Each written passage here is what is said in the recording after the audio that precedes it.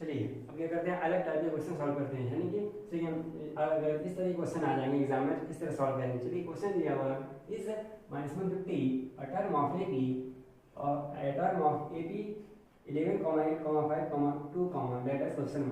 क्या बोल रहा है कि अगर -150 इसका कौन सा टर्म है, इसमें से क्या होता है, यानी कि -150 यानी कि -150 इस ए पी का कौन सा टर्म है आपको पता करना है। ठीक है, तो अगर इस तरह के क्वेश्चन आ जाए एग्जाम में कैसे सॉल्व करेंगे, चलिए सॉल्व करते हैं।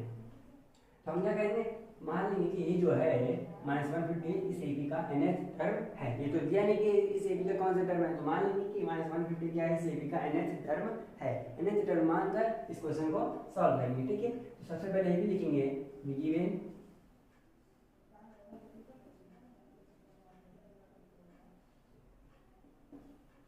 ए पी 11,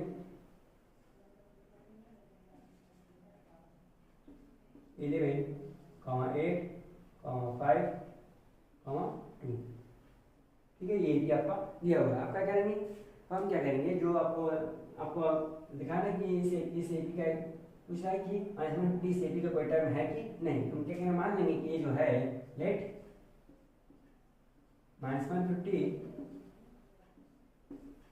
बी द nth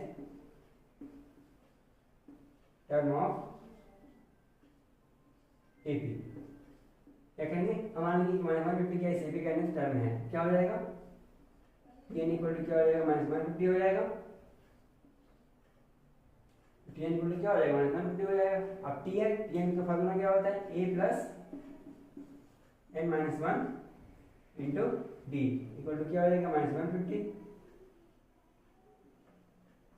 अभी ये क्या फर्स्ट टर्म है, इस एपी का फर्स्ट टर्म कितना है, 11 है, प्लस n-1।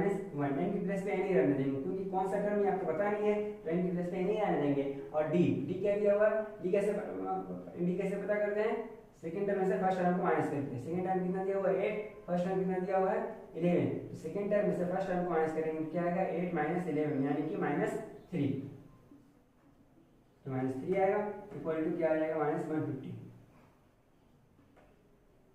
11 इसको सॉल्व करेंगे, यहाँ पे n-1 है और बाहर क्या -3, -3 का इन दोनों मल्टीप्लाई करेंगे, तो जब -3 का n मल्टीप्लाई करेंगे क्या आएगा, -3 3n और -3 का -1 मल्टीप्लाई करेंगे क्या आ जाएगा, +3 इक्वल टू -150 11। अब यहाँ ब्रैकेट ओपन करेंगे तो माइनस प्लस क्या हो जाएगा, माइनस हो जाएगा, -3n और ये प्लस प्लस प्लस ही रहेगा, +3 इक्वल टू क्या हो जाएगा, -150।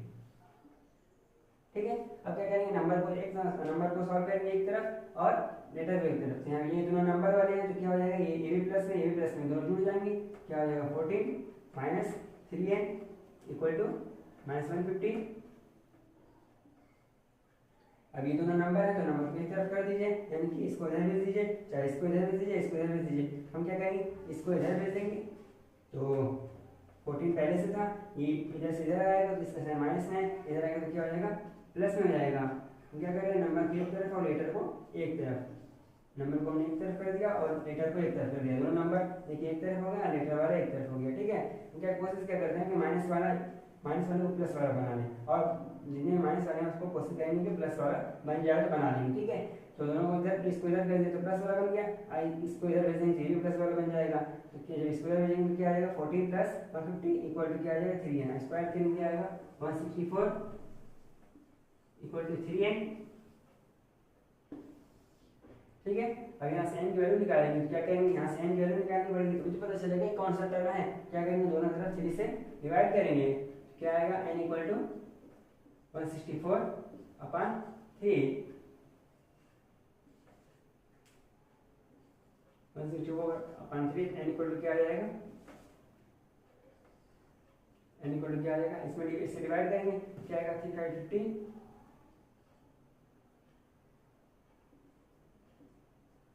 क्या आएगा, n इक्वल टू क्या आएगा, 54/54 1/3। n की वैल्यू क्या आएगा, फ्रैक्शन में आ रही है, लेकिन इसका जो कोई भी टर्म होगा वो क्या होगा, होल नंबर के फॉर्म में होगा। इसको कोई भी टर्म होगा तो फ्रैक्शन तो टर्म हो नहीं सकता, जैसे पहला टर्म, दूसरा टर्म, तीसरा टर्म है, ऐसा तो नहीं कि 1/2 टर्म, 1/3 टर्म, ऐसा तो है नहीं।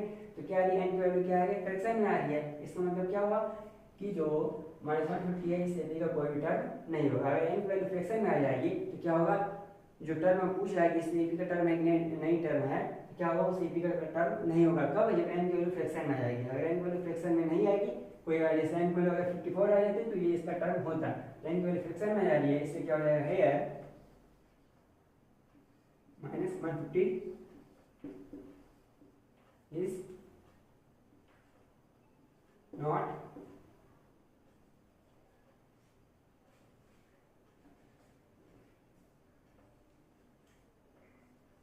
not any term of AP, term of this AP।